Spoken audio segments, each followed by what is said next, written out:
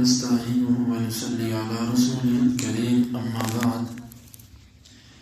باب من عرف اللقطة ولم يدفعها إلى السلطان.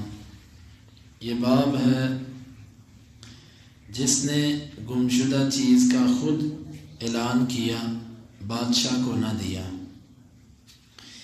امام بخاری کہتے ہیں کہ ہمیں بیان کیا محمد بن یوسف نے، وہ کہتے ہیں ہمیں خبر دی سفیان نے ربیعہ سے، وہ یزید مولا المنبعث سے، وزید بن خالد رضی اللہ عنہ سے، ان اعرابیا سأل النبی صلی اللہ علیہ وسلم عن اللقطہ، ایک دیہاتی نے آپ سے گمشدہ چیز کے بارے میں پوچھا. قال عرفها سنة، آپ نے فرمایا ایک سال اس کا اعلان کرو. فإن جاء أحد يخبرك بعفاصها ووقائها، اگر کوئی آ جائے اس کے برتن اور اس کے بندن کے بارے میں تمہیں خبر دے تو ٹھیک، وإلا فاستنفق بها، وگرنہ تم اس کو استعمال کر لو. وسأله عن ضالة الإبل، اور اس نے آپ سے گم شدہ اونٹ کے بارے میں پوچھا.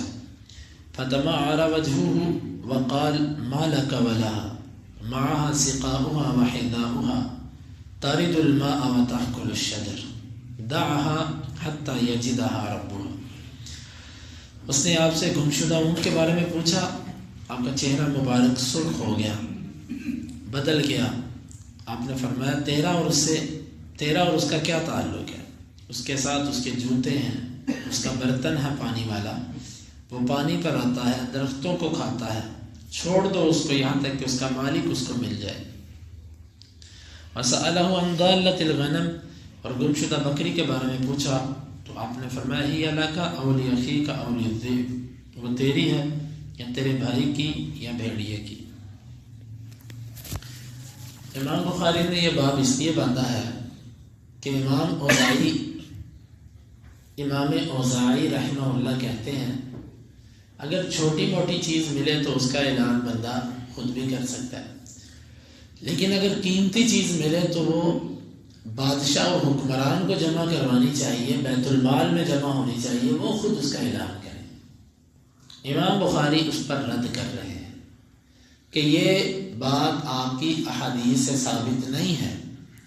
چیز چھوٹی ہو بڑی ہو جس طرح کی بھی ہو، انسان پر کوئی لازم نہیں ہے کہ وہ حکومت کو جمع کروائے اور وہ اعلان کرے. ہاں کوئی اپنی سہولت کے لیے اٹھا کر کسی بیت المال میں جمع کروا دے جی اس کا اعلان کر دیں، یہ الگ چیز ہے، لیکن کسی پر لازم نہیں ہے کہ وہ چیز اٹھائے اور اس کے اعلان کے لیے حکومت کے پاس جائے، وہ خود بھی اعلان کر سکتا ہے. بلکہ اہل علم نے تو یہاں تک لکھا کہ اگر حکومت اور اس کے کارندے جو ہیں وہ امانت دار نہ ہوں تو قطعاً ان کو امانت نہیں دینی چاہیے. وہ خائن ہوں، کھا جانے والے ہوں، ان کو کسی صورت میں مال جمع نہیں کروانا چاہیے. پھر آپ خود ہی اعلان کریں. ہاں اگر آپ اعلان نہیں کر سکتے، حکمران یا ذمہ دار لوگ امانت دار ہیں، پھر ان کو یہ چیز سونپی جا سکتی ہے. دلیل کے طور پر امام بخاری یہ لے کر آئے ہیں ایک دیہاتی نے اللہ کے نبی سے گمشدہ چیز کا پوچھا، آپ نے فرمایا اس کا اعلان کرو. حالانکہ یہ دیہاتی آدمی تھا، آپ اس کو کہہ سکتے تھے کہ چلو تم بیت المال میں جمع کروا دو، بیت المال خود اعلان کرے گا. آپ نے ایسا نہیں کہا، آپ نے فرمایا ایک سال اس کا اعلان کرو. اب یہ امام بخاری کا موقف اس سے ثابت ہوا کہ حکومت یا بیت المال کو پیسے جمع کروانا، گمشدہ چیز ان کو جمع کروانا کوئی ضروری نہیں ہے. باب امام بخاری کہتے ہیں کہ مجھے بیان کیا اسحاق بن ابراہیم نے، وہ کہتے ہیں ہمیں خبر دی نضر نے، وہ کہتے ہیں ہمیں خبر دی اسرائیل نے ابو اسحاق سے، وہ کہتے ہیں کہ مجھے خبر دی برا نے ابو بکر رضی اللہ عنہ سے. تحویل کہتے ہیں کہ ہمیں بیان کیا عبداللہ بن رجا نے، ہمیں بیان کیا اسرائیل نے ابو اسحاق سے، وہ برا سے، وہ ابو بکر رضی اللہ عنہ سے. وہ کہتے ہیں انطلقت، میں چلا، فاذا انا براعی غنم یسوق غنمہ، اچانک میں ایک بکریوں کے چرواہے کے پاس تھا جو بکریوں کو چروا رہا تھا. فقلت ممن انت، میں نے کہا تم کن لوگوں کے غلاموں میں سے ہو؟ قال لرجل من قریش، میں ایک آدمی کا غلام ہوں جو قریش میں سے ہے. فسماہ، پس اس نے اس آدمی کا نام لیا، فعرفتہ، میں جان گیا اس بندے کو، فقلت هل فی غنمک من لبن، میں نے کہا بھائی تیری بکریوں میں کوئی دودھ ہے؟ فقال نعم، اس نے کہا جی۔ فقلت هل انت حالب لی، کیا تو مجھے دودھ دو کر دے گا؟ قال نعم، اس نے کہا ٹھیک ہے۔ فامرته فاعتقل شاة من غنمه، پس میں نے اس کو حکم دیا، اس نے ایک بکری جو تھی اس کو بکریوں میں سے علیحدہ کیا، اس کو پکڑا۔ ثم امرته ان ينفض درعها من الغبار، پھر میں نے اس کو یہ بھی کہا کہ اس کے تھنوں کو پہلے اچھی طرح جھاڑو، غبار وغیرہ ختم کرو۔ ثم امرته ان ينفض كفيه، پھر میں نے اسے کہا اپنی ہتھیلیاں بھی جھاڑو اچھی طرح۔ فقال هكذا، پس اس نے ایسے کیا، ضرب احدى كفيه بالاخرى، ایک ہتھیلی کو یوں دوسرے پر مارا۔ فحلب كثبة من لبن، اس نے ایک کٹورا، ایک پیالہ اس نے دودھ میں سے دوہا۔ وقد جعلت لرسول اللہ صلی اللہ علیہ وسلم على اداوة على فيها خرقة، میں نے اللہ کے رسول صلی اللہ علیہ وسلم کے لیے ایک برتن میں کر دیا، اس کے اوپر کپڑا ڈال دیا۔ فصببت على اللبن حتى برد اسفلہ، بس میں نے اس میں پانی ڈالا دودھ میں یہاں تک کہ اس کے نیچے والا حصہ ٹھنڈا ہو گیا۔ فانتہیت الی النبی صلی اللہ علیہ وسلم، میں اس کو اللہ کے نبی تک لے کر آیا۔ فقلت اشرب یا رسول اللہ، اللہ کے رسول پیجئے۔ فشرب حتی رضیت، آپ نے پیا یہاں تک کہ میں مطمئن ہوں۔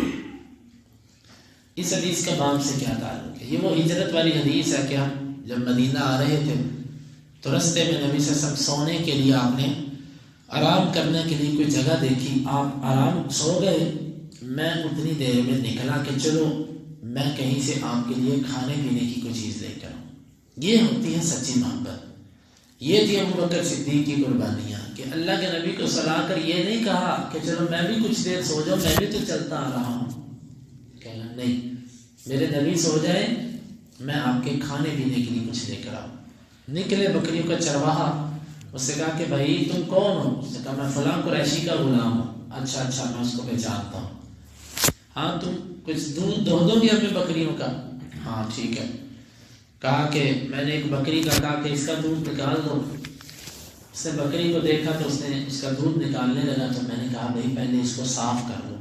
صفائی ستھرائی کا اہتمام یہ اس وقت بھی تھا اور آج بھی عمدہ مزاج لوگ ایسا کرتے ہیں۔ اس کے تھنوں کو میں نے غبار سے صاف کروایا، پھر میں نے کہا اپنے ہاتھ بھی اچھی طرح جھاڑو، کیونکہ پانی تو وہاں پر تھا نہیں اتنا کہ وہ پانی سے دھوتا اور پانی سے صاف کرتا۔ میں نے کہا ہاتھوں کو بھی اچھی طرح جھاڑو۔ اس نے یوں جھاڑا، پھر میں نے اس کو ایک برتن دیا، اس نے اس کے اندر دودھ نکالا۔ تو جب اس سے دودھ نکالا تو میں نے اس کو ایک برتن میں رکھ کے اوپر کپڑا کیا اور ساتھ میں نے اس میں پانی ڈالا۔ پانی اس لیے ڈالا کہ دودھ گرم تھا اور سخت دوپہر کا وقت تھا، گرمی تھی، تو میں نے پانی اس لیے ڈالا تاکہ دودھ کی تاثیر ٹھنڈی ہو جائے۔ تو پانی ڈالا یہاں تک کہ نیچے تک ٹھنڈا ہو گیا، یعنی پانی جب نیچے تک گیا تو مجھے پیالے سے بھی محسوس ہو گیا کہ اب ٹھنڈک آ گئی ہے اس کے اندر۔ تو میں اس دودھ کو لے کر آیا اللہ کے رسول صلی اللہ علیہ وسلم کے پاس۔ آپ نے اس کو پیا یہاں تک کہ میں مطمئن ہو گیا، میں خوش ہو گیا۔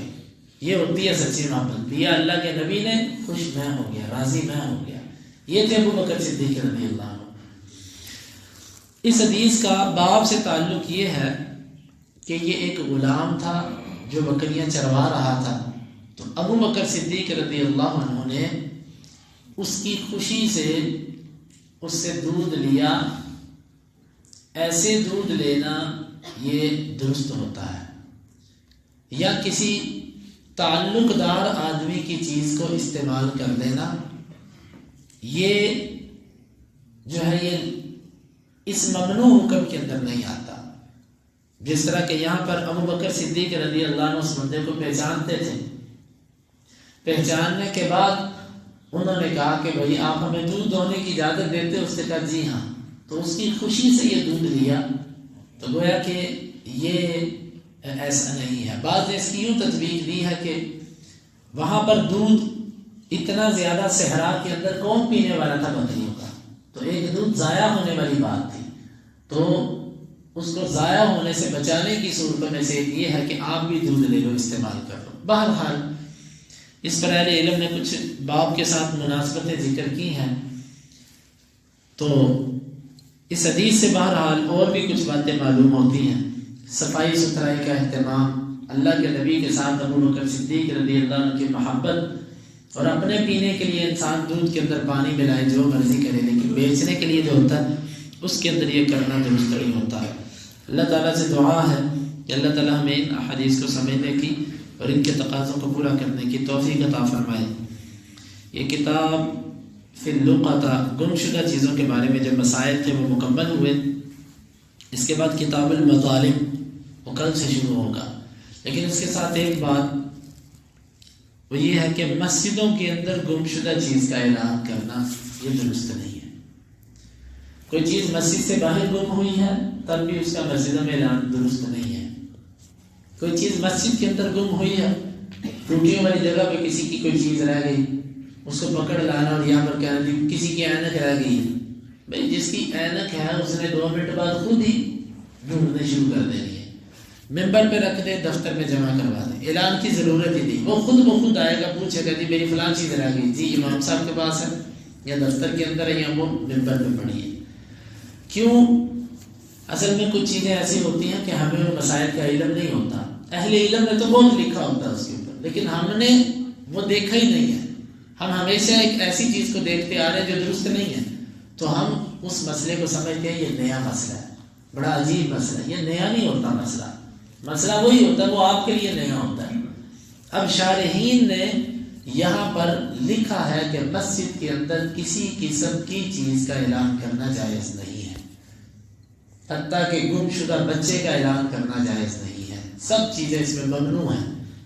اس کی وجہ یہ ہے کہ اللہ کے نبی صلی اللہ علیہ وسلم نے فرمایا کہ جب تم سنو مسجد کے اندر کوئی گم شدہ چیز کا اعلان کرتا ہو تو تم آگے سے یہ کہو لا ردہ اللہ علیہ، اللہ کرے تیری چیز یہ نہ ملے۔ یہ اللہ کے نبی کے لفظ ہیں، جس کا اعلان تم سنو گم شدہ چیز کا اس کو بد دعا دو، اللہ کرے تجھے نہ ملے۔